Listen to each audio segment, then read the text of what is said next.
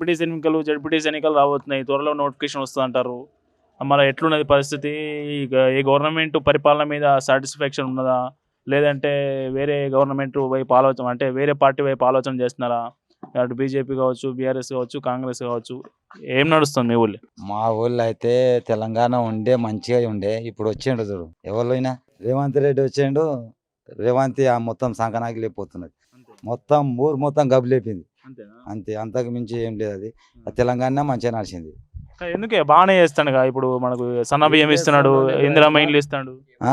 ఇందిరమ్మ ఇండ్లు ఇస్తాడు, సన్న బియ్యం ఇస్తాడు, రేషన్ కార్డులు కూడా ఇస్తాడు. వాళ్ళకు అవి బంద్ చేసిండు. 10 ఎకరాలు ఉన్న వాళ్ళకి బంద్ చేసిండు.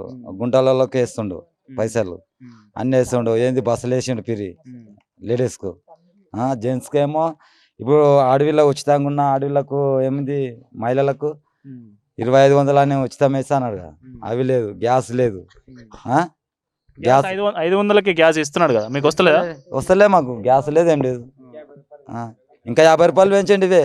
ఆ గ్యాస్ లేదు. ఇప్పుడు ఫ్రీ కరెంట్ బిల్ వస్తుంది 200 యూనిట్ల వరకు. ఇది కరెంట్ బిల్ వచ్చింది, ఇచ్చిండు. ఇప్పుడు లేని వాళ్ళకి వచ్చింది, అది కరెక్టే. అది మంచిగా చేసిండు. కానీ ఇవన్నీ భూముల రేట్లు పోయినాయి, అన్ని పోయినాయి. అంత సంఖ్య ఆగిపోయింది. రూపాయలు లేకుండా అయింది. కరువు రాజ్యాంగం తెచ్చేయండి మొత్తం.